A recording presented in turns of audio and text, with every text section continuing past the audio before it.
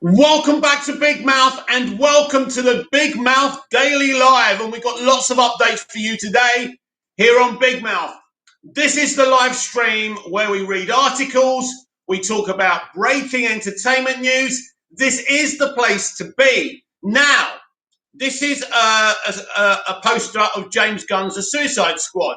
But if you close in on the top left, right, and I don't know if you can see it, can you see what it says there? It says the DC Multiverse. Now, I assume this is an official picture.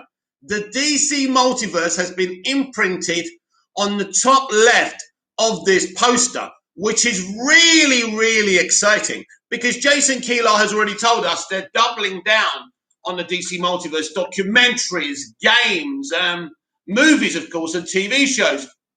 Ronnie Dodge, morning, mate. Vaccine has been booked for the 16th of June. I've got my second on the 26th of June. So, yeah, you can let me know. I hope it goes well for you. Remember, it's not as bad as everyone says it is. So that's interesting. The DC Multiverse on the top left of this poster. And if we just take a quick look at it again, it's a pretty awesome poster, right? So we've got Peacemaker. You got Harley, you got Polka Dot Man, pretty awesome as well. King Shark.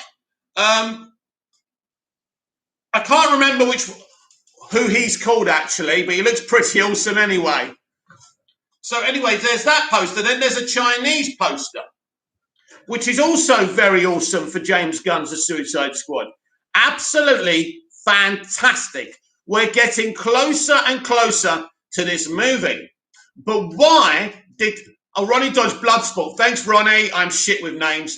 Anyway, isn't it interesting that the other poster had DC Multiverse at the top of a Suicide Squad poster? Now, the Suicide Squad comes before the multiverse strategy. But they're already imprinting this with the DC Multiverse. Isn't that interesting? So I've seen 90 minutes of this movie and nothing hinted at anything multiverse. But could something happen in this actual movie to hint that maybe it's not just Barry Allen who's, breaking the barriers of the multiverse? Very, very interesting. We will see what happens there. So I'm really pumped for the future of DC. And as I spoke about on last night's stream, that, you're looking at five DC things, pieces of content for HBO Max, and theatrical movies, another, 4 or 5 a year of them. It's exciting. Ronnie Dodge, I'm going to go skin at Fandom with all the multiverse stuff. There's a lot for people to purchase. I probably won't be purchasing much from there. I'm not one for merchandise, but I appreciate DC fans who do that. That's awesome. So let's read our first article. Remember, you can comment in the comments, of course, because that's why they're called the comments, while I'm reading these articles and updating you all.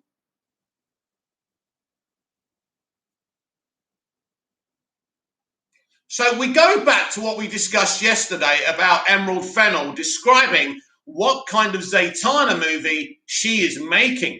So Zatanna's screenwriter says the DC movie will be dark and massive, which is exciting, of course. Academy Award winning writer Emerald Fennell teases the scope and tone of Zatanna and talks about why she loves writing a superhero film by Richard Fink of Screen Rant. The screenwriter for Zatanna hints that the film will be dark and massive in scope. Zatanna is one of the most iconic heroes in the pages of DC Comics and has crossed paths with many characters, including Batman, Catwoman, and John Constantine, with her status as the go-to magic user of the DC universe. Warner Brothers announced they were developing a film based on the character. The studio hired Emerald Fennell to pen the script for Zatanna shortly after releasing her film, Promising Young Women. Fennell won multiple awards for the Promising Young Woman script, including Best Original Script at the Writers Guild of America Awards, the Critics' Choice Awards, and the Academy Awards. Fennell's background as a writer also includes the hit series Killing Eve. So she writes a lot of female-led stuff. It looks like she's only interested in female-led stuff. So given her track record, it appeared that Warner Brothers wanted a writer with a darker sensibility for their magic-based hero, which is very exciting. In a recent interview with Empire magazine, Fennell teased what she has planned for Zatanna. Fennell spoke about what drew her to the character and the potential for the film to be very dark. She talked about the freedom on the project, given it is a superhero film from a major studio instead of an independent film, Fennell said. Bobcat. Hey, Mickey. Good morning, Bobcat. I hope you're feeling well today. There are lots of things about her that felt like they could be really, really interesting. It'll be an opportunity to make something really quite dark, and that appealed to me to make something big and scary. I love that stuff. The scale of these movies is so massive and so thrilling. Like, why wouldn't you want to write something like that when you can write huge, massive, crazy sequences, fights, question mark? Normally, you're like, how can I show this in the smallest, cheapest way? Laughs. To have complete freedom to really let your imagination run wild is such a joy. So that's really exciting, and she has freedom to do so as well. Bobcat, Superman is in Fortnite now, apparently. Very exciting, even though I don't play Fortnite. Ronnie Dodge, hey Bobcat, hey Ronnie Dodge. Sam Jam Reviews, Mickey Sutton said Henry Cavill will be in Black Adam. Yeah, I keep on telling you he's going to be in Black Adam and Shazam. I've always been saying that. Ronnie Dodge, Bobcat got vaccine on the 16th, which is exciting.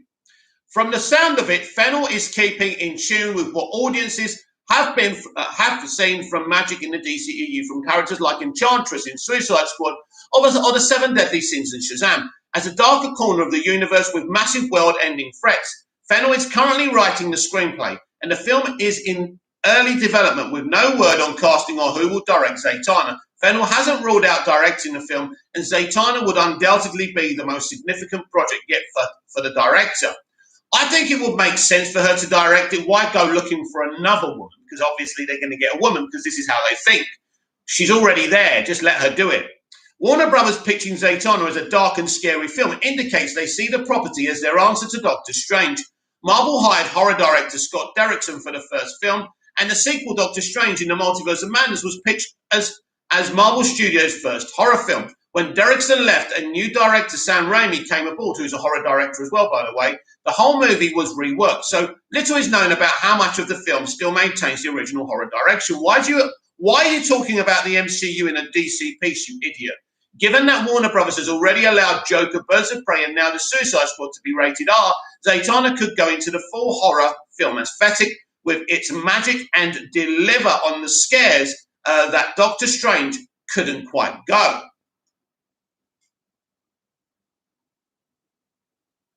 So what really excites me about this is that Emerald Fennell seems to be, having the freedom to do whatever she wants. That's really brilliant because she is really, really creative. She is brilliant. And, she can create something special here. And it's just so awesome and exciting. There's a plan here. There's several projects in development. With Blue Beetle, which will be a light affair, of course. You've got Emerald Fennell's Zatanna. These are exciting times for all of us.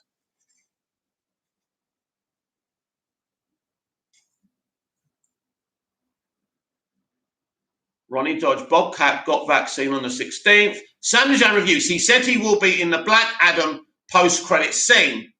I think he's going to do a little bit more. He will do less on Black Adam, that's for sure, than he's going to do in Shazam, Fury of the Gods. But we'll have to see about that, Sam. Bobcat, good luck, Ronnie Dodge. I remember getting the shot. Doesn't hurt. It's after the shot. Ronnie Dodge, Superman is probably going to motivate Billy in Fury of the Gods, absolutely. Bobcat, can Ewan come back as Black Mask? He's my favourite DCEU villain and one of my favourite DC villains, period. Well, they did blow him up to Kingdom Come, Bobcat, but with the Flashpoint multiverse strategy and reboot of the universe, maybe it's possible. Kurt, Manchester United fan, Australia glazes out. Yo, brother, yo, Kurt. Right, we move on. The Flash movie's Batman suit hints at DCEU Watchmen connection. The Flash movie's image of Michael Keaton's bloody Batman suit hints at the DCEU being connected to Watchmen via the iconic smiley face symbol by Sarah B. Milner, a screenman. An Instagram post heavily suggests that the Flash movie will connect to the DCEU, not only to Michael Keaton's Batman, but also to Watchmen. On June the 4th, 2021, director Andy Muschietti shared a teaser image of the flash of Keaton's bloody Batman suit. While the vivid yellow bat insignia is instantly recognizable as, or at least similar to the chest plate worn by Keaton in Tim Burton's movies, 1989's Batman and the 1992 sequel Batman Returns, it also gestures at another widely known DC comic symbol, the Watchman smiley face. Writer Alan Moore, artist Dave Gibbons, and colorist John Higgins collaborated on Watchmen for DC Comics, which was published in installments in 1986 and 1987, finally being released as a singular collection in 1987. The graphic novel took a gritty approach to the superhero genre, imagining an alternate version of the USA in which superheroes interfered in major global events, altering the course of history. Watchmen was a groundbreaking series that was both commercially and critically successful, laying the groundwork for other dark takes on the genre. Watchmen was eventually adapted as a feature film in 2009. Currently, however, it's unlikely that Watchmen connects to the DCEU. You are wrong, as usual. Why bother doing this article? But it should. DCEU, but it should. Muschietti's post for The Flash heavily implies that his upcoming movie, which will deal with the DC multiverse, could finally bring Watchmen into the franchise, either through including its characters or simply connecting to the story's themes. Basically, Watchmen are coming to the DCEU. The most iconic image from Watchmen is the bloody smiley face, which has various parallels to the Instagram post. The bat insignia is round and bright yellow. The blood is splattered on the left side. The visual similarities are clear. It's the meaning that needs to be sussed out. Watchmen created a true icon with the blood-splattered smiley face pin, not only because the image is so striking, but because it's brilliant. It's a brilliant symbol of the story's core themes. Ronnie Dodge, that Keaton suit is the Batman Returns suit, which is my favourite out of both movies, I agree. And it's my favourite movie out of both movies. The story's core themes. In an interview with EW, Gibbons described the image as reflective of Watchmen as a whole. It was like the real world imposing itself on a cartoon, which is what we are trying to do by treating comic book characters as if they were living in a real world. The image is so significant that it's featured on the cover of the graphic novel and was used prominently in the marketing for the 2009 Zack Snyder movie. The first and last image in the comics is that stained smiley face, and the comedian's pin is seen throughout the story. However, after Rorschach, how do you say his name? Rorschach, that's it, first finds the badge and subsequently hands over to Daniel Dreiker, aka Night Owl, the symbol extends beyond the bloody smiley face, and a red smear on a yellow background becomes a motif. The comedian's bloody nose staining his yellow costume. The red stains on the boat sail in the tails of the black freighter, and most memorably, the red blood pouring over the yellow clock face after Adrian Vate's cataleptic attack. Given how Watchmen extends the smiley face into a general colour motif, it makes sense to read the bloody Batman image as a reference to the iconic graphic novel. Most likely, Muschietti is evoking the symbol to set up the tone of the Flash. No, he's not. The Watchmen are being introduced into the DCEU. Keaton's future Batman will be an older take on the character, not unlike how Night Owl is portrayed in Watchmen. A key theme of Watchmen is the danger of nostalgia and heroes of the past, both relevant to a 2022 DCEU movie featuring previous generation's version of Batman. The blood signals violence, suggesting the movie might take a more adult approach to the subject matter. While it's impossible to guess what the director's intentions were with the image, there is nonetheless a lot of meaning that could be pulled. Let's say that again. Nevertheless, a lot meaning that could be pulled from the dense symbolism. It is also possible that the Flash will be using the multiverse to reveal that Watchmen exists within the DCEU. Exactly. And on an alternate Earth, DC Comics did something similar with the Doomsday Clock miniseries. Furthermore, the Arrowverse's Crisis on Infinite Earths connected many of the past DC Comics TV shows into one shared multiverse.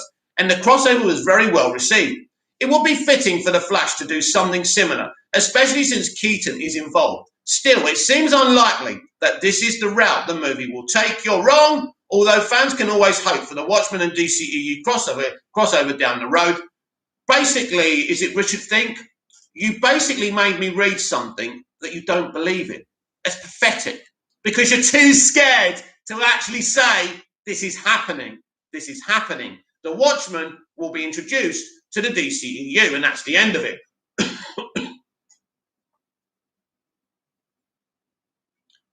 Ronnie Dodge, I will admit, Batman suit in Justice League gave me Night Owl vibes. Yes, Ronnie Dodge, the Flash movie will definitely not be an R-rated movie.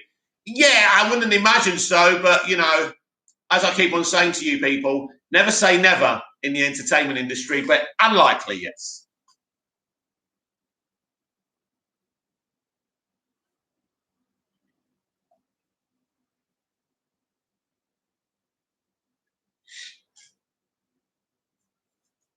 The Conjuring 3 forgets what made the original movie so special. By the way, The Conjuring 3 has been a massive hit for Warner Media and Warner Brothers Pictures. The Conjuring 3 may be louder and more epic than the original, The Conjuring movie, but it doesn't succeed at being as utterly terrifying.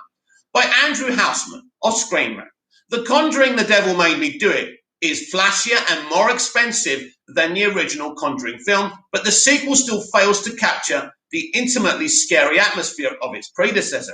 Whereas the plot of the third entry in the blockbuster horror franchise is a winding adventure that pits the Warrens against their most violently demonic foes, yet the haunted house aspect of the film was a much more focused story with quieter and more unsettling scares. But they don't want to do what they did in that movie, do they? That's the point.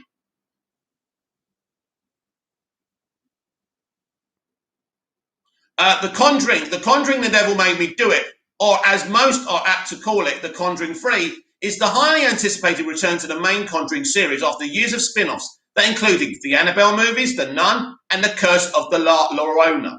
It also marks the first time that a core Conjuring film was not directed by James Wan. Instead, the duty was passed on to Michael Chavez, who also directed The Curse of La Llorona, which may explain the change in style and story that differentiates the third movie from the first two Wan-helmed entries, though Wan was a writer and producer on the film. Ah, well, there you go then. After the release of The Conjuring 2, producer Peter Safran stated that the third film was most likely not going to follow the same haunted house route as the first two movies. There was even some speculation that the film would totally shift direction from demons to werewolves instead of staying in a single location while trying to help a family under a demonic threat. The Warrens get to travel around and try to discover the roots of the real-life Arnie Shayan, Johnson's demonic possession, and the subsequent act of murder. The first Conjuring movie was a milestone for the modern horror and a smashing success that shifted the horror paradigm for the mainstream and defined people's image of the genre for the rest of the decade. Horror needed a new face at the turn of the century when torture porn was feeling tasteless. Remakes of old slasher movies were quick to grow stale, and zombies, though maintaining a strong foothold thanks to The Walking Dead and World War Z, were permitting to many corners of pop culture to stay scary. Though not the first movie of its kind to release in the 2010s, The Conjuring is among the decade's best horror films and catalyzed the fresh obsession with hauntings and demons. It's interesting, though, because Peter Safran, James Wan are all part of the DC Extended Universe now, which is exciting because they make great horror and they're going to make great superhero movies as well. The film didn't necessarily reinvent the wheel, but its effectiveness lied in the way. One reinterpreted old haunted house traditions and tropes for modern audiences. Bobcat, I'm excited for these DC fan films I'm making because it's like the comics, but also different. Also, the last two Justice League movies are going to be great, if not anything else. Awesome. Modern audiences. The director took an old school approach to his work, modeling the style after supernatural horror from the 70s and utilizing long, slow pan zooms and tracking shots. The resulting effect allows the viewer to gain a rich visual understanding of the physical dimensions of the house, while also ratcheting tension from the feeling that something might be lurking in those dark corners. One also omitted ominous music for the sake of an eerie quiet during the most suspenseful moments. The infamously spooky hide and clap scene serves as a perfect example of how these elements mesh together. The camera slowly following Lily Taylor's Caroline as she nervously wanders alone, looking for the source of the ghostly sound. Bobcat, I'm even creating my own teams with DC characters like one film called Jungle War. Ooh, interesting.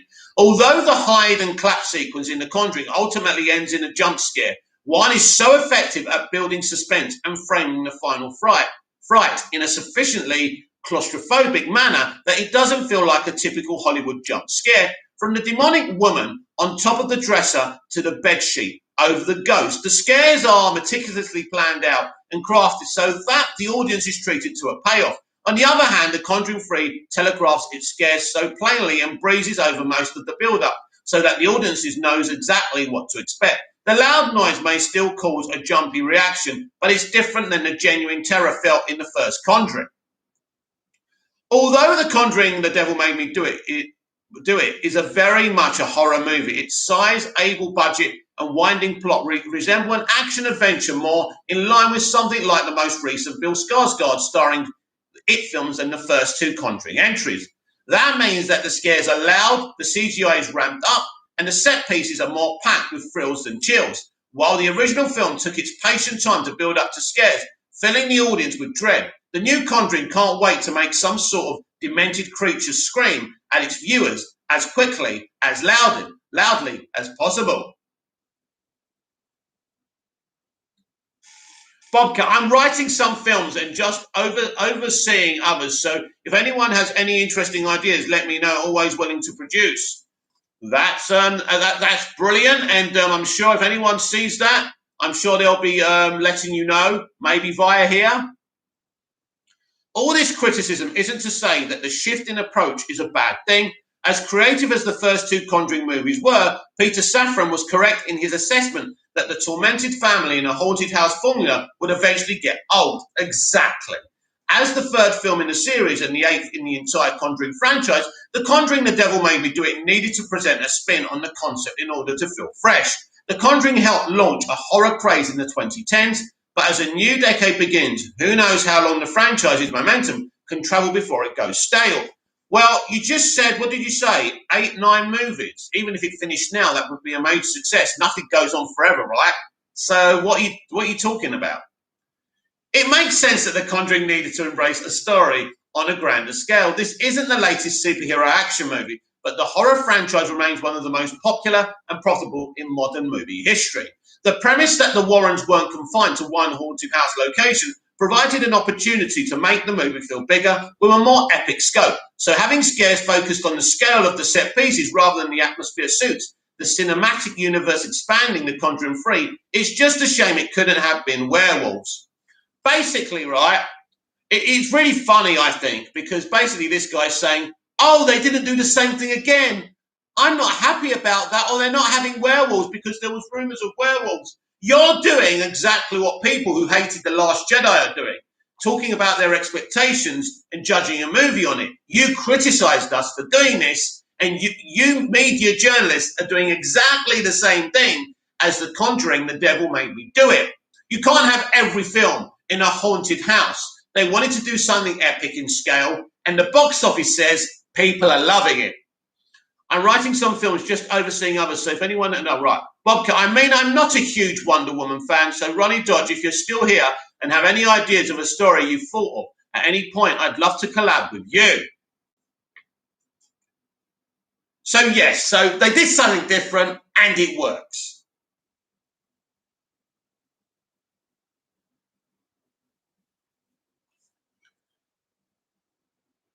You know what? You know what?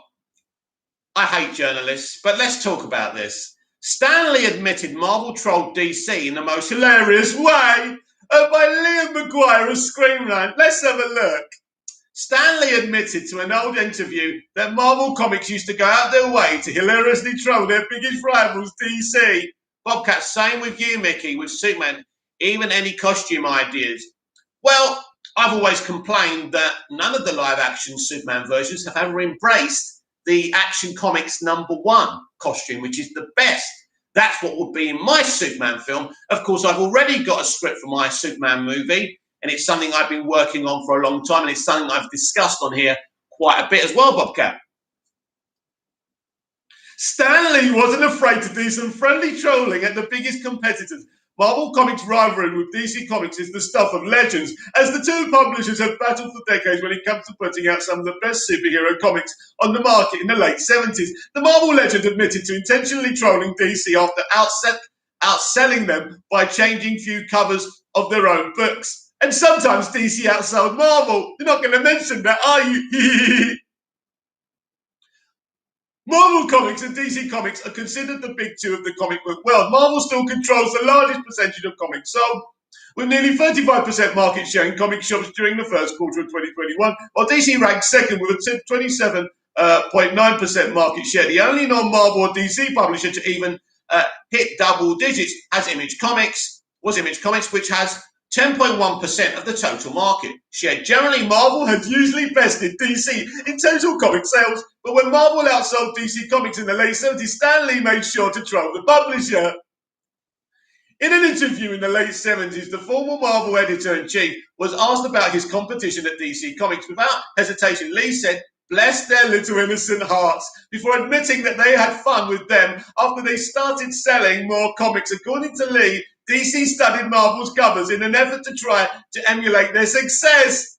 Lee said DC noticed the use of red on their comics and started doing their own red covers.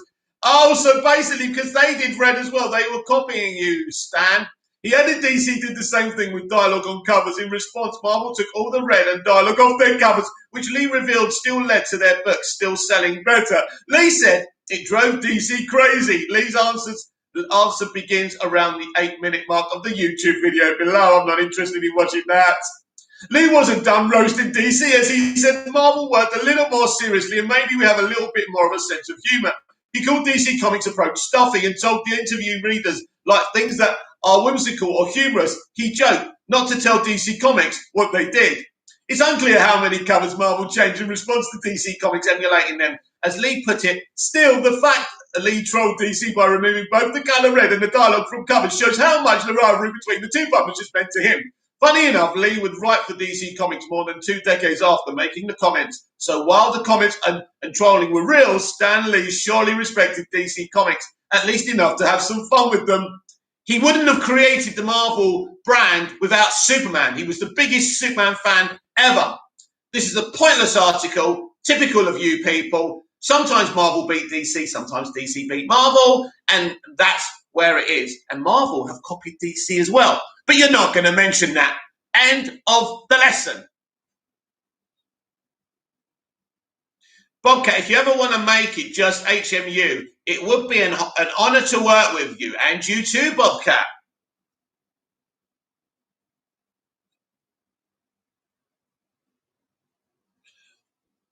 Well, I've mentioned my story before, Bobcat, about Superman.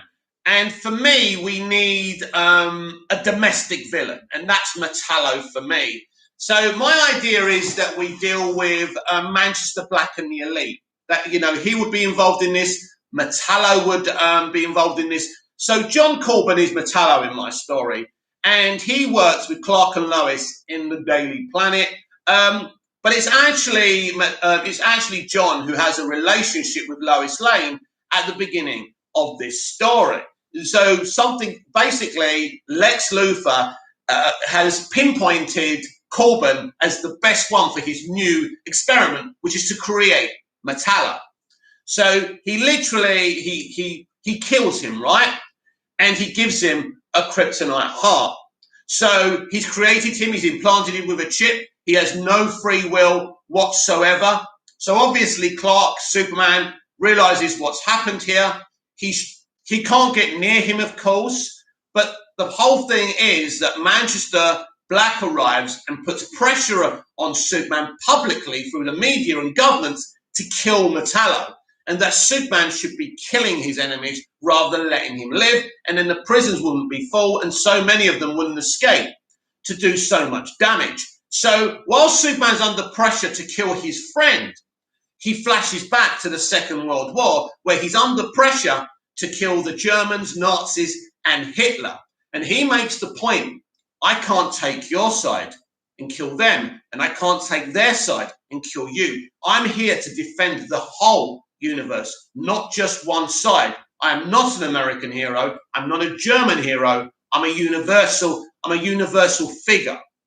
And so he's under pressure in the past. Now, the great thing about having him in the past, of course, I get to put him in his Action Comics #1 costume. And so it's the best costume as far as I'm concerned. So we keep on flashing back and forth to Superman in the Second World War, but then we go to the present.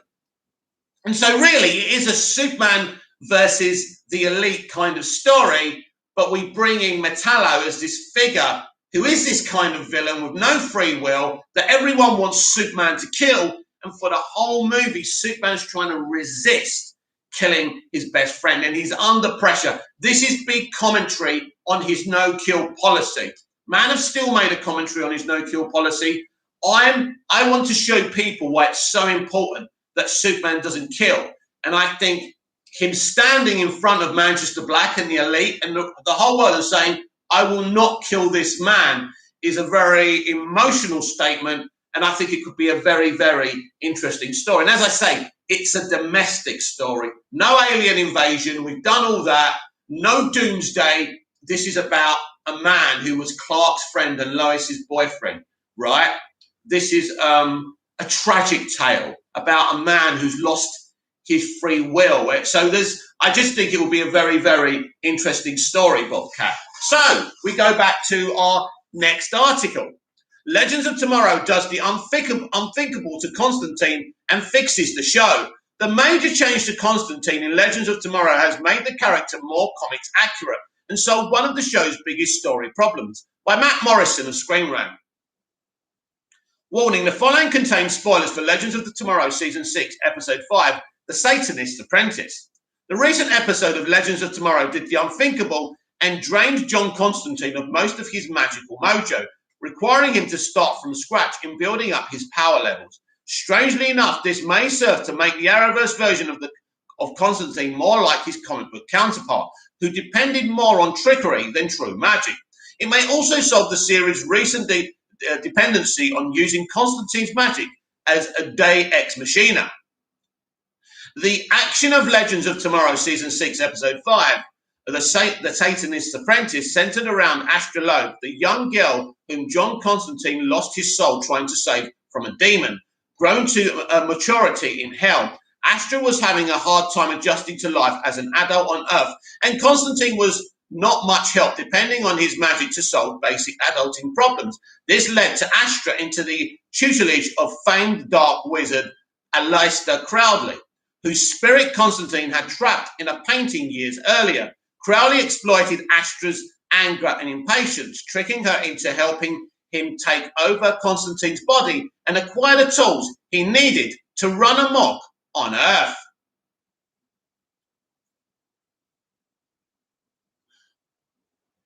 Ronnie Dodge, yeah, definitely Bobcat. I'd really love to help make this. It stands out from everything else. My VFX people would love it as well. They get to work.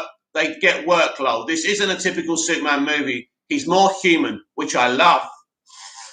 You see, Superman stories that deal with the morality of Superman, why he's good, why is he pure? He's not just like that way for no reason. And when someone can stand there and say, no matter what you do, how much you shame me, I am not going to kill this person, no matter what danger he is. I will solve this problem the right way. That's who Superman is. That's what happened in the Smallville episode Legion. And really, Jeff Johns depicts why Superman's no-kill policy is so important. It's not about being a gatekeeper. It's who the character fucking well is. So where are we? Thankfully, Astra was able to correct her mistake with a spell created by her mother, a powerful witch that drained the magical power from other practitioners of magic. Unfortunately, the same spell drained Constantine's powers along with Crowley's, requiring that he once again start from the bottom and work my way up. There has been some debate between fans of John Constantine as to just how powerful the character should be. Originally, Constantine was presented as more conman than conjurer, preferring to manipulate beings more powerful than himself, like the much abused Swamp Thing, into doing what needed doing rather than risking his own neck. This was the status quo in the Constantine solo series Hellblazer and his many appearances throughout the Vertigo Comics universe. However, more recent stories placing Constantine in the DC Comics universe have made him a contemporary of the likes of Dr. Fate and Zatanna, possessing true power but preferring not to depend on it. The Arrowverse Constantine has mirrored this progression somewhat, being more dependent on rituals and artifacts in the short-lived Constantine series, yet capable of throwing around fireballs whenever he felt like it in Legends of Tomorrow. I love the fireballs, by the way.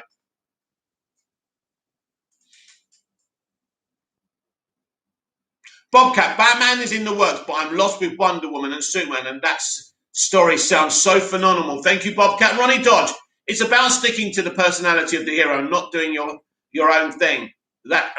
Isn't that right, Snyder? Ronnie thought he'd get his little dig in there, yeah? This conflict was laid bare in The Satanist's Apprentice, which opened with the Arrowverse Constantine using magic for frivolous things, like doing his laundry or fixing the Wi-Fi. This flew in the face of the comic book Constantine's philosophy that you shouldn't depend on magic because when you really, really need it to work, it won't. By depowering John and forcing him to go back to basics, the show has restored the classic vision of who John Constantine should be. A less magical John Constantine may also address one of the major complaints many have had about the legend being too dependent on his power in recent seasons. While Legends of Tomorrow has always been the most light-hearted of the Arrowverse series, the stakes of the show have ironically become less severe since the usually dour Constantine joined the crew of the Wave Rider, with John often having some magical solution to the problem of the week. The series itself mocked this earlier in Season 6 with the Step 2 of Ava Sharp's plan for rescuing Sarah Lance from alien abductors being simply have John Constantine use magic. With Constantine now relying more on his natural charm rather than raw magical force, the show should become less predictable and hopefully more satisfying. I get what they're saying about his magic solving every problem, but I like his magic. His magic's awesome. So that's a bittersweet situation. Right, we have a bit of an Indiana Jones update for you here.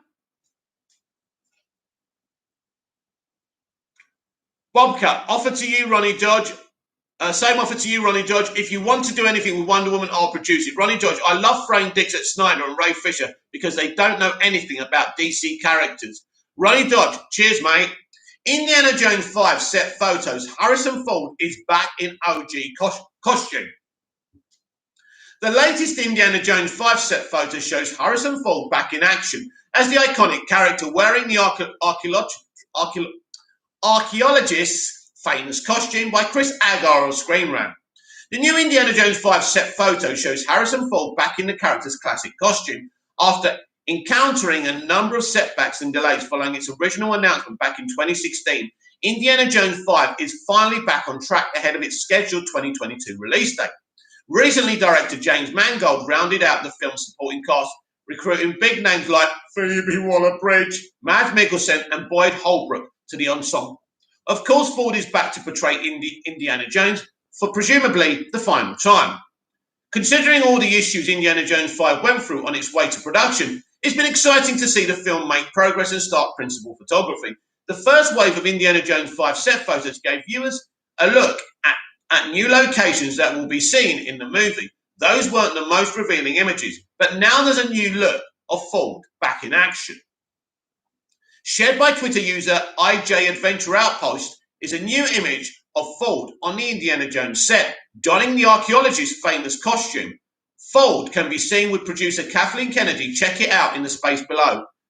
Jesus Christ, he looks fucking amazing. He's nearly 80, isn't he? Look. I mean, obviously, he's not ribbed or anything, but I tell you what, for his age, he looks sensational. Obviously, he's tried to work out. I mean, try being that man's age and work out. That's sensational. Wow, that is awesome. Anyway, especially since Indiana Jones 5 plot details are being kept under wraps for the time being, it's difficult to gauge context from this image. Based on the franchise's history, it would be reasonable to assume the scene Ford's preparing to shoot takes place at least well into the first act when Indiana sets off to embark on his latest adventure. As thrilling as it is to see Ford in a leather jacket and fedora again, it will be very interesting to see how Indiana Jones 5 handles its titular character. At the time of shooting, Ford is in his late 70s, so there's obvious limits to what he can do physically. Kingdom of the Crystal Skulls offered a spin on an older Dr. Jones to mixed results, so hopefully Mangold is able to craft a compelling and entertaining story for the character. James Mangold will do a great film, I'm sure, hopefully. Kurt, Manchester United fan, Australia glazes out. No news for Manchester United today, bro. No news today, Kurt. No, I think we're getting closer to Sancho, which is very exciting. And the owners are looking like they want to revitalise the stadium, which is even better news. Ronnie Dodge, Harrison looks great. Still nervous about what Disney have up their sleeves. Yeah, me too, my friend. Very nervous. With Indiana Jones 5 filming now underway, there's certainly potential for more set photos to make their way online in the coming days and weeks. Lucasfilm typically does an excellent job of maintaining secrecy and limiting any spoilers or leaks ahead of release. But there's so much even they can do. Perhaps first looks at Waller-Bridge and Mickelson's characters will come out soon. Since unofficial set images are circulating, there's also the possibility Lucasfilm looks to get ahead of any leaks by sharing their own photos of the cast in costume. Exactly. But that isn't how they've operated historically. For now, viewers may have to make do with these types of Indiana Jones 5 images. We just want to see the film when it's ready. We don't care. All right? That's how I look at things. I don't need to see shots and stuff all the time. If I do see them, like the Shazam costume, of course, I'm very happy.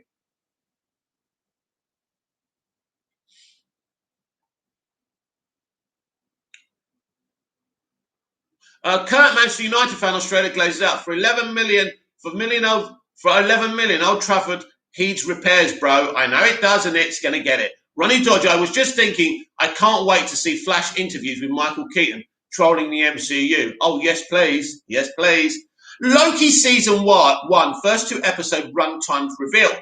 The official runtime for Loki's first 2 episodes have been revealed, and they're the longest first 2 episodes of any MCU series so far by Rick Stevenson of Screen Rant.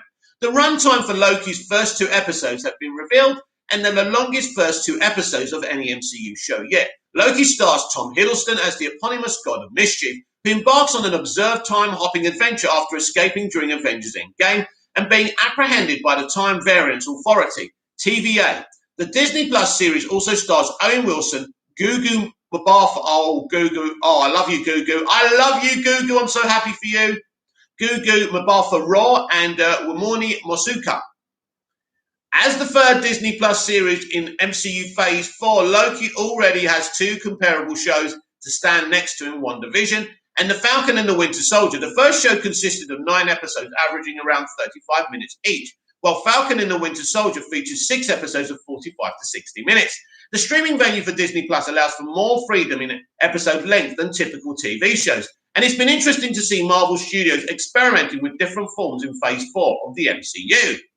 Like The Falcon and the Winter Soldier, Loki will consist of just 6 episodes, and the lengths of the first 2 have now been revealed. According to Discussing Films, Diego Andrews, Loki episode 1 clocks in at 51 minutes long, and episode 2 will be 54 minutes long. That puts the show very clearly in the same category as The Falcon and the Winter Soldier for episode length, as well as season length.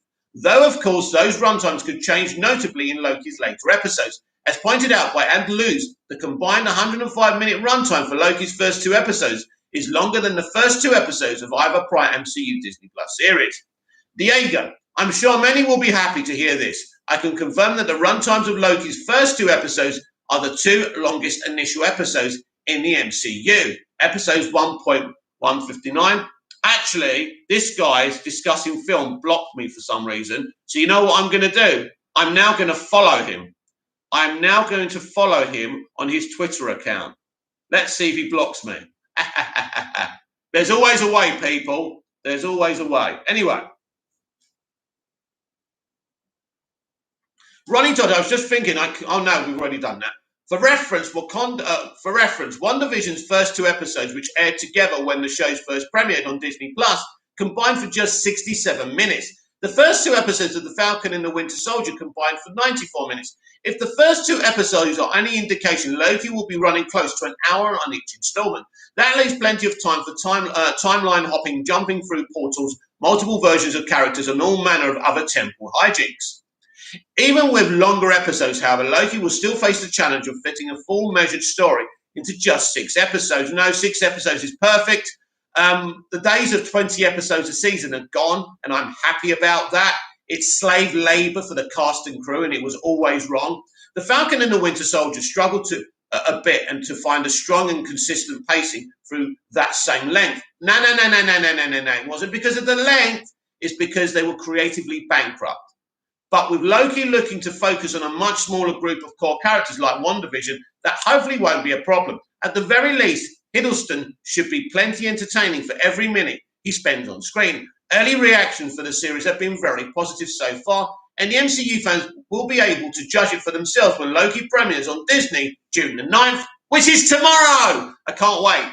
Really can't wait for this show. Please make this an awesome, fun show just about entertainment in the MCU, not the usual political BS, please. And I think that's what we're going to get, hopefully. I know they're doing the whole Loki's gender fluid, but I don't care about that shit. It's irrelevant to me. I don't care. I don't hate it. I don't like it. It doesn't matter. How people identify as doesn't matter to me. What's in here is what matters to me. Anyway.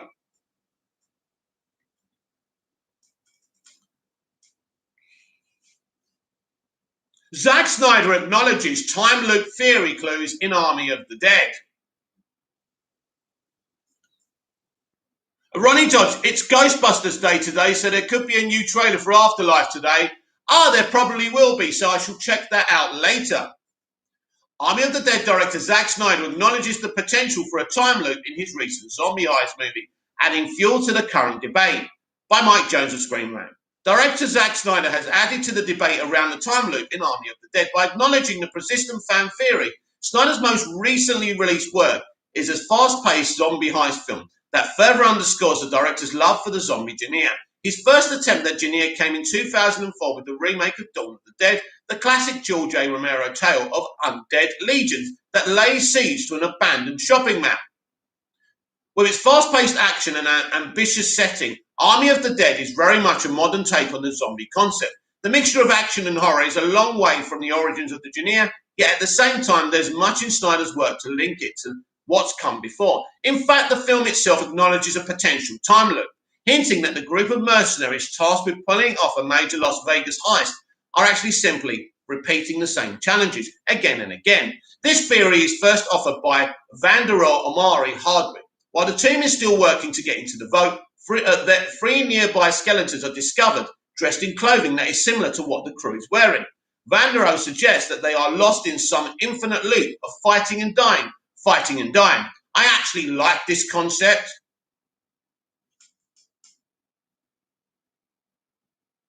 Ronnie Dodge, because the cast are doing something on IG and Twitter later this afternoon. Oh, well, you probably may get something. You may not get another trailer. You might get a scene or something, but it might be a trailer. But it's great to see the cast talking, and I can't wait for this movie as well. While the remainder of Army of the Dead is a little more covert in terms of indicating that a time loop is indeed at play, fans have been discussing it ever since the film's release. There are many questions to answer regarding the theory. However, and until recently, Snyder was keeping rather quiet about that entire thing. But as the Wrap reports, during Netflix Geeked Week streams, the 55-year-old director seemed completely open to the time loop theory, even admitting that there are a lot of clues in the movie that would support that theory. Read Snyder's full quote below. Of course he supports the theory. He put it in the bloody film. Anyway, so in the movie, there's a sequence where one of the characters talks about the fact that maybe this whole adventure that they're on, they're caught in some infinite loop of fighting and dying. It might be true. Who knows? There's a lot of clues in the movie that will support that theory. For instance, you see in that sequence, you see that there's some skeletons in the vault. There's like a shot of each of them, and you see a shot of one of our characters, and they happen to be wearing like the same necklace of the same item of the same. It's them. When they actually get in the casino, there's a set of plans. And Scott says Tanaka had other teams in here before us.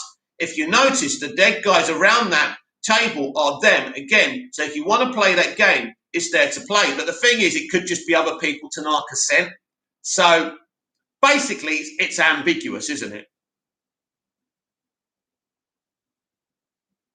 Ronnie Dodge, gonna go, mate. See you this afternoon. Stream, guys. Leave a like and be polite about opinions as well. Thank you, Ronnie. See you later. It does seem as though Snyder is attempting to play a game with his audience, and just what he's got planned is hard to say.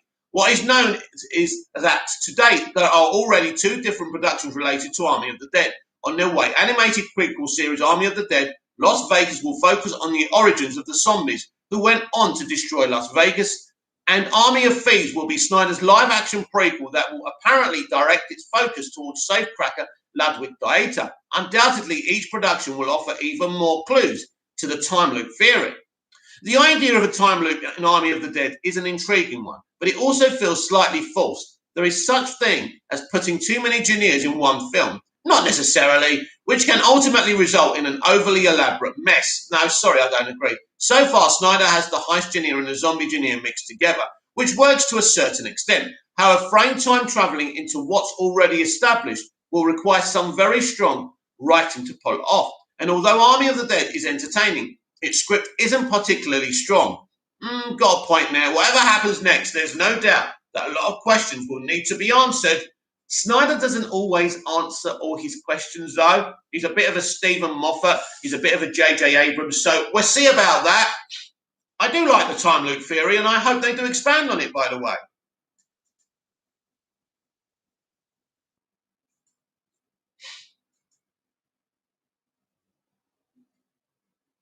Now, Bobcat, I'm back. Sorry, my phone died. No problem. A Bobcat, particularly strong. I say particularly bad. Right. What was I about to do? I was about to read this article. Have we got any Namor fans in here? Namor pretty much is from Atlantis, like Aquaman, and it's the Marvel Universe's version of Aquaman. Black Panther 2 actor Tenoch Huerta reportedly playing Namor. New report claims Tenoch Huerta is MCU's Namor, the Submariner, making his debut as the villain of Black Panther, Wakanda Forever, by Thomas Bacon of Screen Rant. Tenoch Huerta will reportedly be playing Namor, the Submariner King of Atlantis in Black Panther, Wakanda Forever. The first Black Panther movie set Wakanda up to be one of the most important locations in the MCU, a fictional African nation possessed of advanced technology that it was finally ready to reveal to the world. The sequel, Black Panther Wakanda Forever, is sure to explore the country's new role as a world power. There have long been rumors Black Panther 2 will ignite a conflict straight from the comics between Wakanda and another ancient secretive civilization. Oh my God, the underwater kingdom of Atlantis. How awesome would this be? Ruled by Namor, the Submariner, Atlantis is a warlike nation whose inhabitants despise the surface world. Iron Man 2 hinted at Atlantis' existence in the MCU with a shield map highlighting a hotspot in the Atlantic Ocean, suggesting Nick Fury believed he needed to keep an eye on something in the mid-Atlantic ridge. Avengers Endgame featured what many considered another nod towards Atlantis, with Black Widow and Okai discussing underwater earthquakes. Okai dismissed these tremors as nothing more than minor subduction under the African tectonic plate. This natural event didn't need handling, but most viewers assumed the truth was far more sinister. They hoped it pointed to a coming war between Wakanda and Atlantis, with the Submariner making his MCU debut at last. Now, this is very, very interesting. Very interesting. I'm going to read the rest of it in a minute, because this literally is the fucking plot for Aquaman 2. The plot of Aquaman 2 is that the Atlanteans will come onto the surface level and invade it, and it will be all-out war. Now, They're trying to do a similar thing in Black Panther 2. It would be epic and I'll be up for it. I'm a bit worried of both DC and Marvel doing Atlantis at the same time. I just feel one of the visions is going to suffer, and I just hope it's not DC. I'm a little bit concerned and excited at the same time. A new report from the Illuminati claims those hopes are about to be fulfilled. They claim Narcos Mexico star Tenoch Huerta, who joined Black Panther 2 in November last year, is playing Namor, the Submariner, ruler of Atlantis. What's more, the Illuminati further reports 2 major Atlantean characters are being cast for the film. Namor's cousin, Namora, and the warlord, Atuma, his greatest enemy, whose plans in the comics frequently involve causing a war between Atlantis and the surface world. Director Ryan Coogler proved to be an expert at world building in Black Panther, and assuming the Illuminati's report is accurate, he'll no doubt be equally creative when it comes to bringing the MCU's Atlantis to life. I would worry about Coogler. Will Coogler be able to do as much of an awesome job visually with Atlantis as James Wan? This is going to be interesting. It really is. It fascinates me that both franchises could be delving into Atlantis, or one of them already is. Atlantis to life. The challenge will be to make it different enough for viewers not to feel they've seen something like this before. In Aquaman, that's the problem. But using Namor as an antagonist rather than an ally is a quick way of differentiating the 2 versions of Atlantis.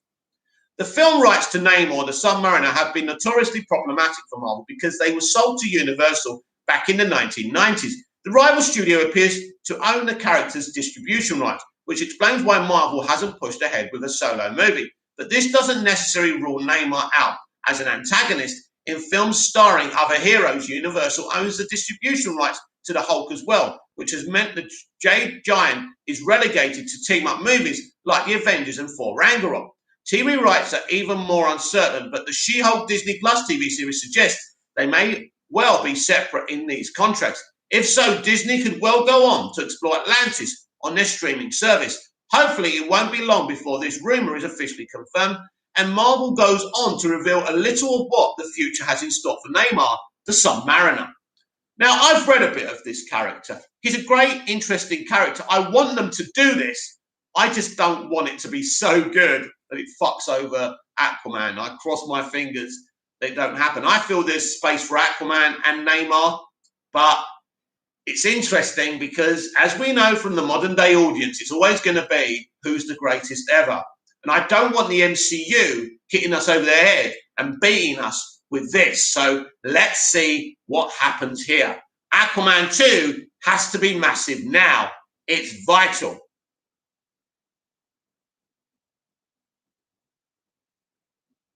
Have we got any Dragon Ball Z fans in the house? Now, I've never watched it. I don't know what it is, but there's a certain director threatening he wants to do it, and I really hope there's someone who loves Dragon Ball Z here, so maybe you can lose your shit about it. Anyway, Zack Snyder is open to making an animated Dragon Ball Z movie. Zack Snyder says he would be interested in directing an animated or live-action Dragon Ball Z movie if the right opportunity presented itself, by Rick Stevenson of Screen Rant. Zack Snyder says he would be interested in directing a Dragon Ball Z movie if the right opportunity arose. The director has built much of his career off of comic book adaptations like 300, Watchmen, and the DCEU films like Justice League, and he's starting to venture deeper into the realm of animation with a few upcoming projects at Netflix. As anime remakes and adaptations continue to trend, Snyder could undoubtedly be in the running to helm one down the line. The legacy of westernized anime adaptations isn't precisely a proud one. Live-action movies based on popular anime series have flunked more often than not, with most of the successful attempts originating, unsurprising, from within Japan. However, Netflix has continued to attempt its adaptations, such as 2017's Death Note, which featured stars like Lakeith Stanfield and William Dafoe, and upcoming adaptations like Cowboy Bebop and One Piece. Now, it looks like a Snyder-led anime adaptation might also be a possibility via comic book. Snyder discussed the possibility of helming an anime remake during a recent interview with Tyrone Magnus. The director was asked about Dragon Ball Z specifically, but he responded openly to the idea of anime adaptations in general, remarking that he watches anime frequently with his kids. Read Snyder's full quote below. I would consider that. I mean, if it came right, but definitely I would do an anime remake or live action. That would be fun because I love animation and I watch a ton of anime with my kid who's too young to watch it, but we watch anyway. Laughs. After his complicated falling out with Warner Brothers, Snyder has developed what appears to be a much more positive working relationship with Netflix. You mean like the positive working relationship they've got with Mark Miller? His latest feature, Army of the Dead, released on the streamer in May to positive reviews, and he's already in the process of developing several spin-off projects set in the same universe. One of those projects is an anime series. The director is also developing a second animated series for Netflix based on Norse mythology. That means Snyder has already been handed the keys to helm major live action and animated content for Netflix, a studio that's proven its dedication to anime adaptations. It's unlikely that Netflix would get the rights to adapt or remake Dragon Ball Z, especially after the disaster of 2009's Dragon Ball Evolution, but with Netflix seemingly committing to a long-term partnership with Snyder, he could be brought onto helm a different anime adaptation somewhere down the line. Of course, his comic book adaptations haven't always been greeted with universal adoration from fans of the source material. Given the track record of Western anime adaptations, it might be best for Snyder to start with something a bit lower stakes than Dragon Ball Z, and I agree with that. So we're back with DC. Doom Patrol Season 3 wraps filming according to the real Cyborg star Jovan Wade. I said the real Cyborg, by the way. Cyborg actor Jovan Wade confirms filming on DC's Doom Patrol Season 3, which will air exclusively on HBO Max, has wrapped production by Sahid Fadulia Husani of Screen Rant. Doom Patrol Season 3 has finished filming. Titans rabble-rousing zany spin-off, which adapts the eponymous long-running DC comic series Doom Patrol, tells the tale of a disparate superhero team that is brought together by its members. Quirky abilities, Elastic Girl April Bowlby, Jane Diana Guerrero, and others. Robot Man Brendan Fraser, Negative Man Matt Bomber, and Cyborg Jovan Wade, all trained under the instruction of Chief Timothy Dalton. They lean on each other for support and gradually become an unlikely family. Since its premiere, Doom Patrol has been praised for its emotional depth, commitment to off-center storytelling, and it's the success of the show that has encouraged DC to continue the stories despite various odds. Marcus Walker, these headlines are so misleading. Someone asked him if he likes a particular brand, and he politely says he would consider it. If he made everything he has shown an interest in, he would be a busy man. Yeah, look, this is what journalists do, Marcus. They ask you a question purposely so they can make a headline out of it. These are not real journalists anymore. They don't investigate anything. They don't look into facts. We look at the Illuminati. Screen Rant, they had an article about the Illuminati talking about Neymar. It's Screen Rant who should have had that scoop. Not an Illuminati that's run by a bunch of fans. Fans do better journalism than these fucking hacks. And I mean, what a great point by Marcus Walker there.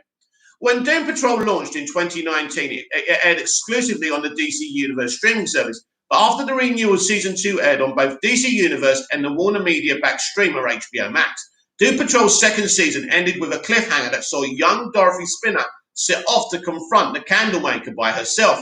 But while the suspenseful ending left fans staggering, the fate of the show remained up in the air as DC Universe announced that it was dropping its original content. By the way, can I just say something? That's more journalistic nonsense. Doom Patrol was never of risk of cancellation just because DC Universe was ending as a streamer. It was always going on HBO Max. We all knew it was going to survive. So that's a nonsense thread. Thankfully, it was later announced that Doom Patrol had been renewed for Season 3 at HBO Max, and it would return to resolve its suspenseful Season 2 ending. Doom Patrol Season 3 filming began with a BTS shot in January, and now a cast member has offered an update on the status of the production. Marcus Walker, Doom Patrol Season 3. Yes, please, I agree. On Friday, Cyborg actor Jovan Wade posted a couple of pictures to Instagram indicating that Doom Patrol has wrapped up filming on its third season. He also wrote a heartfelt note to commemorate the end of production, promising that the upcoming season 3 would be the best one yet. With emotions riding high, Wade applauded the remarkable writing, impressive performances, and tireless endeavours of the crew and said that fans are going to love the new season. Check out his post below. So that's Jovan. Jovan is a British actor. He's also been, I think, in Casualty and definitely EastEnders. So he really is been an up-and-coming young actor for several years. And we used to share some conversations on Twitter, which was really fun. Feels like the last day at school. 6 months, a million takes, 1,000 emotions later. What a ride. Doom Patrol Season 3 comes to an end. Boy, are you all going to love it? It's the best season yet, in my humble opinion. Phenomenal writing, outstanding performances, and remarkable efforts from all of the crew involved. I'm looking forward to seeing your thoughts. I know you're going to love it. Going to put my feet up for a week in Miami, recoup, and then get back to my entrepreneurial ventures. Let's have a great last day. All my friends in London, I hope to see you soon. My friends in LA, see you sooner. My friends in ATL, until next time. Superhero hashtag. Doom Patrol hashtag. Hashtag Wade's work. Hashtag Wade's world. Awesome. It isn't just Wade's post that's hyping viewers up, but previous updates from the sets of Doom Patrol also have fans equally excited for the show's return. As confirmed earlier, Season 3 will introduce a new supervillain group, the Sisterhood of Dagger, led by Micah Joe Parker's pensive invisible soul, Malcolm, Win Everett's charming and poetic terrorist, Shelley Byron, the Fog, Miles, Mustang's destructive masked sculptor, Lloyd Jefferson, Frenzy Anita Confluza, Ilda Rogue, Holly Mackenzie, Sleepwalk, and Gina. Does anyone have a pronounceable name anymore? And Gina Hirozumi's puzzling, hygiene-obsessed tyrant Tsuchika. Quiz besides them, the chilling adventures of Sabrina actress Michelle Gomez has also been cast as the villainous Madame Rogue. She's going to be great. She will arrive at the Doom Manor with a secret mission. Ty Tennant, Sebastian Croft, and Madeline Hulcher also appear as members of the Dead Boy Detective Agency. The news of Doom Patrol finishing work on its third season is frankly thrilling. Fans have long waited the return for the unlikely superheroes, especially after season 2 was cut short due to the COVID-19 pandemic, and now it finally looks like the show is just on its way.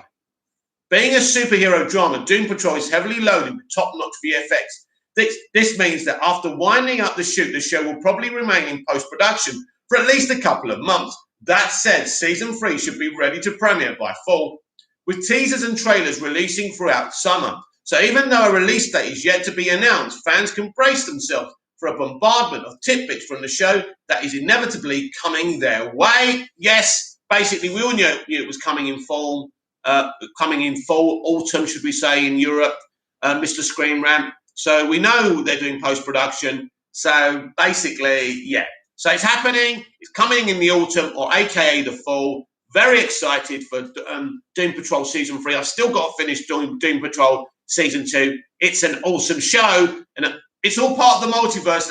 From Flashpoint, everything is connected, and I can't wait.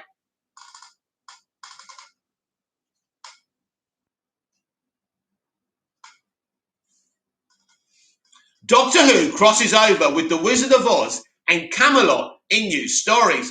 Doctor Who will be crossing over with The Wizard of Oz and King Arthur's Camelot in new books featuring the 10th and 13th Doctors by Jack Whitefield of Screen Rant. Doctor Who will be crossing over with The Wizard of Oz and Camelot in new books. Whovens are anticipating the 13th season of the long-running sci-fi show sometime this year, with the cast and crew spotted filming on location in Bristol, England recently.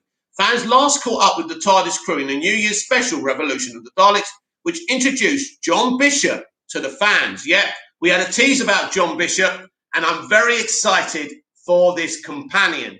We need a companion with personality, because Chibnall so far is not getting it. The 13th and current iteration of the Time Lord is Broadchurch actress Jodie Whittaker. Whittaker previously worked with 10th Doctor actor David Tennant on Broadchurch, where he played the detective investigating the death of her young son. Despite leaving the show in 2010, Tennant's Doctor is still a fan favourite amongst Whovens. Fans have followed his adventures outside of the show in books, comics and audio adventures. David Tennant and Torchwood's Captain Jack planned reunion was scrapped last month after allegations resurfaced against John Barrowman's conduct on the flagship show. This is true. According to Comic Book, 2 new Doctor Who crossover books will be released in June. Doctor Who Legends of Camelot will send the 10th Doctor and companion Donna Noble to Camelot. While they interact with the legendary King Arthur, the Doctor is mistaken for Merlin and is quickly swept up into a daring adventure with the Knights of the Round Table. The second story will be a crossover between the 13th Doctor and the Wizard of Oz in the wonderful Doctor of Oz. Whittaker's Doctor must embark on a perilous journey to seek help from the mysterious Wizard of Oz. Read the full synopsis here. Doctor Who Legends of Camelot. While investigating a strange energy in the Cadbury, the 10th Doctor and Donna Noble are pulled into a different dimension, smashing a giant hole into another world in the process. As the magic of the hidden dimension slowly seeps out, the Doctor and Donna find themselves in Camelot, where a young squire, Arthur, comes to their aid.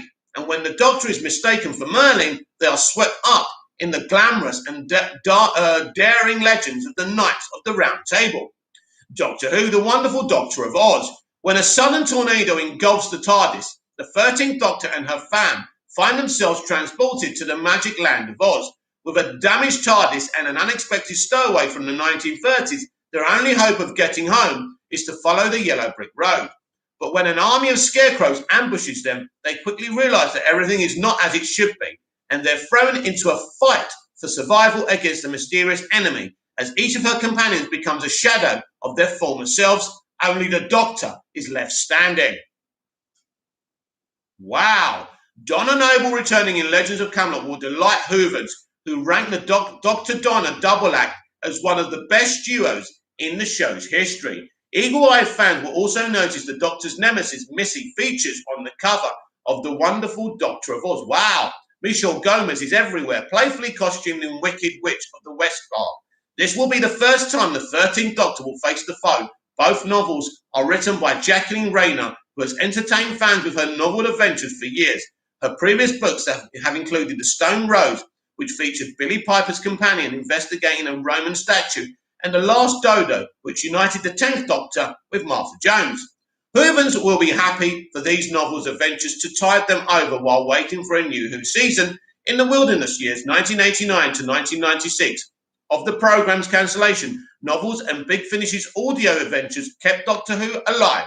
Indeed, Rayner penned many of these, including an audio play that featured Colin Baker's Sixth Doctor. Whovans missing the Doctor's adventures in the time and space are in good hands. Yeah, Big Finish, brilliant. They've just brought back Eccleston's Ninth Doctor, and everyone's excited about that.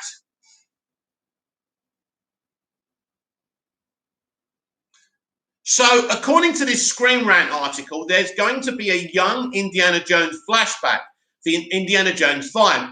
This worries me, because we had one of these with River Phoenix as a young Indy. We've done that. Are we really going to do that again? Isn't it just copying? Isn't it just, how can I say, creatively bankrupt? Indiana Jones 5 set photos teases young Harrison Ford flashback. With production on Indiana Jones 5 underway, set photos reveal that the film may use CGI to feature a scene with a digitally de-aged Harrison Ford. Well, that's an interesting idea. Let's hope they don't fuck that up. By Richard D. Indiana Jones 5 may contain a flashback with a younger version of the title character, according to new set photos. After much delay, production of the fifth and final Indiana Jones movie is finally underway, just as the celebration for the 40th anniversary of Raiders of the Lost Ark hits. James Mangold is set to direct the film, and will see Harrison Ford return as the world's famous archaeologist. Much like the previous film, Indiana Jones and the Kingdom of the Crystal Skulls, the filmmaker has been very secretive about what information gets out about the latest film. Currently, all fans know about the film is that actors like Phoebe Waller-Bridge, Mads Mikkelsen, Thomas Kretschmann, Boyd Holbrook, and Shunette Renee Wilson have joined the cast in unspecified roles. By the time the film opens in theatres in 2022, Ford will be 80 years old, meaning there will be a time jump for the character. However, recent set photos may hint. I've actually got a theory about this. It's just a light bulb's come on. However, recent set photos may hint a scene in the film featuring a younger version of Indiana Jones. New set photos uncovered by the Daily Mail show that while filming of the North Yorkshire moors, a stunt double was spotted wearing a mask of a younger Harrison Ford.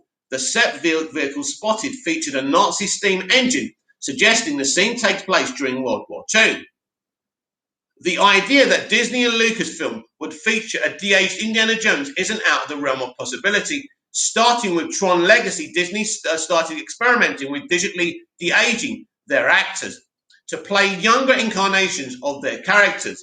They implemented the technology for a younger version of Johnny Depp in Pirates of the Caribbean, Dead Man Tell No Tales, and many films in the MCU like Ant-Man and the Wasp and Captain Marvel also utilized the technology. Most recently, it allowed Mark Hamill to reprise his role of Luke Skywalker, looking like he did in The Return of the Jedi in the season 2 finale of The Mandalorian. I thought that was very iffy. So let's hope, especially with my theory about Indy 5, that they kind of do a better job and spend more money on it. The scene being filmed could be very much be the opening of the film, calling back to Indiana Jones and the Last Crusade, opening on young Indiana Jones. They're played by River Phoenix. Now, a younger version of Indiana Jones is the character from the original trilogy of films, and the adventure Indiana Jones is on could set the main plot for the film in motion, with Indiana Jones 5 set to be the final film in the franchise. A flashback sequence with the version of the character fighting Nazis is a nice note to remind the audience how far the franchise has come and what the future holds. Right, I have a little theory here. I don't think it's a flashback. I think they are de-aging Harrison Ford for the entirety of the film.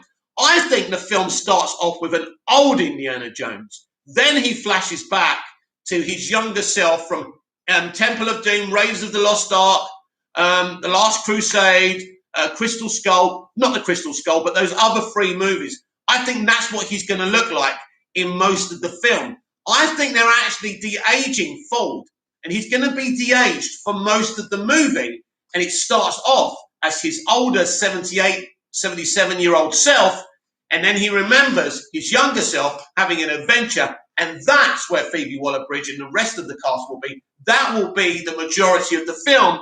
I believe they are de-aging him for most of the movie. Now, this is very, very controversial, and this has to work. That's my theory. I could be wrong. It could be just a de-aging for one little flashback. I don't think so. I think it's an issue. His age is an issue. Now, if you de-age Indiana Jones, you're literally just using his voice, right? Because what you'd have to do is de-age him, but don't do what they did in the Martin Scorsese Netflix thing where they de-aged them. But their bodies still seemed old and they were moving slowly. What you need to do is, and I don't know if they can do this, they'd have to de-age him on somebody else's body who has the same body shape as Harrison. So all you would do, someone would use the same movements, they'd look back to the original films, and this would just be a voice performance for Harrison, which I'm sure. But again, the problem with the voice performance is he going to sound old? Now, I've heard his voice, he doesn't sound too bad, but that's the problem. So if they do that, it's going to be somewhat controversial and people may be pissed off about it, but that's my theory about Indy 5. And we will have to wait and see to see if I'm correct. We will see. So I'm not sure if I've got anything else. Loki writer Michael Walden teases the upcoming series may contain a connection to Secret Wars. We'll see. You'll probably know as well as I do, not everything is just there. Yeah, we'll see how this plays out in the MCU moving forward.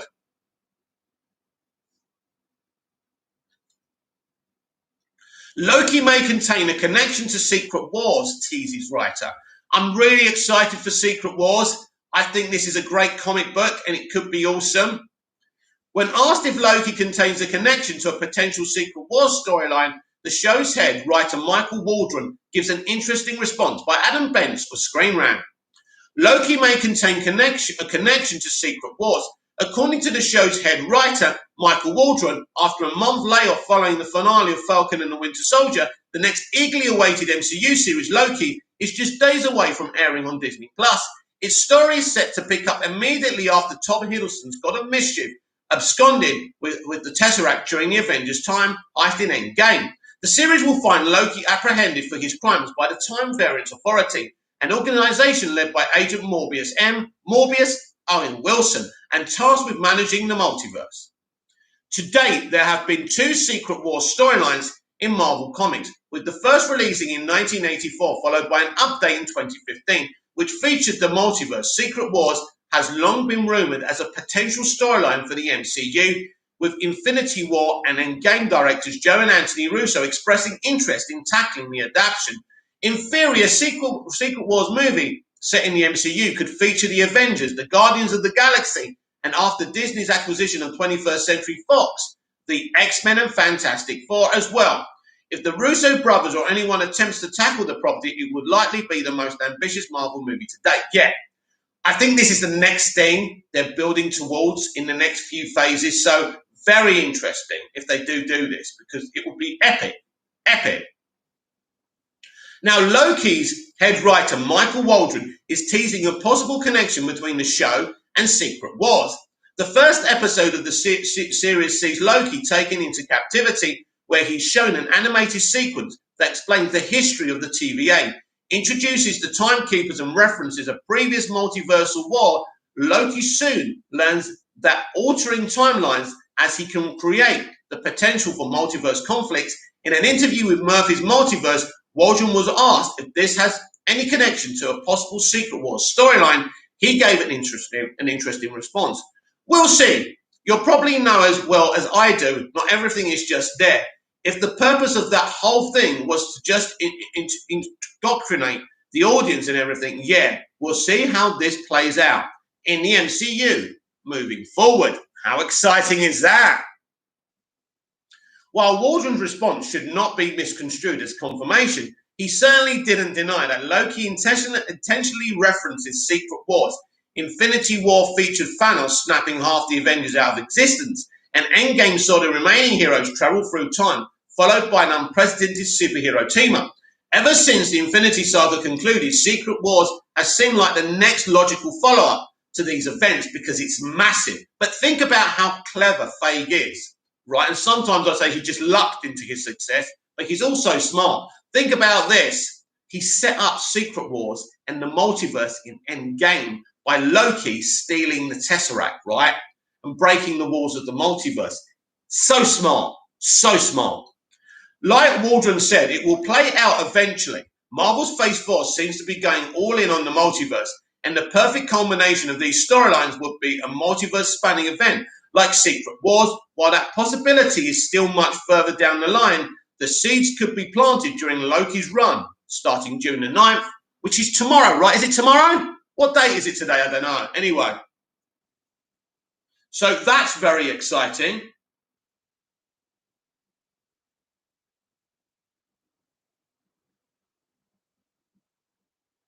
Right, we've got a couple of more articles to go. Where are we?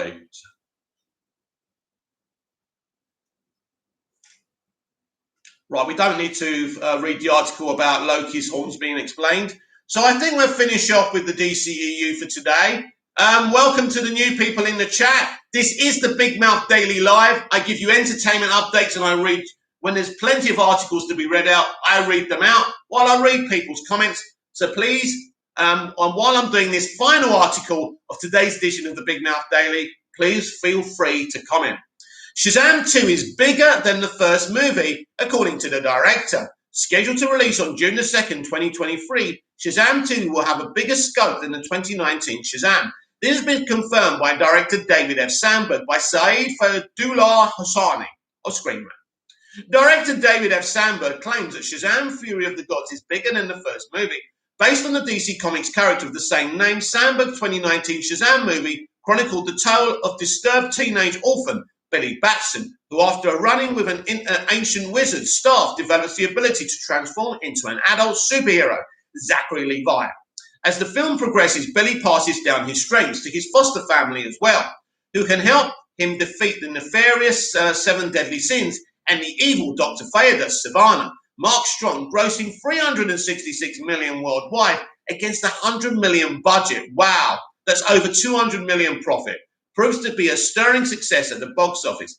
Its light-hearted tone was generally applauded, with the positive reception inspiring Warner Brothers and New Line Cinema to quickly get a sequel in development. With a full 2 years, Shazam 2's June 2023 release date, there is quite a lot that's not yet known about the sequel. Originally, the film was timed to premiere in April 2022, but as with all of the other DCEU projects, Shazam 2 was also delayed repeatedly due to COVID-19 induced production woes. Although there is still a lot of time before the movie bows in cinemas, production has already commenced on Shazam 2. Sandberg and Levi feared that if they wait too long to shoot the film, the young cast will be too grown up to play their parts convincingly. That is why WB is moving fast to get the movie completed, with hopes that the sequel will surpass the success of the first movie. While answering the fans' questions about his upcoming sequel through his Instagram story, Sandberg commented on the scope of Shazam Fury of the Gods, acknowledging that the movie isn't exactly self-contained. Sandberg said that Shazam 2 would decidedly be bigger, broader than its predecessor. He did not exactly go into details about the span of the forthcoming films, but his comment is fair evidence that Shazam Fury of the Gods is looking to dive deeper into the comics lore and expand the franchise's horizons. So he has a question.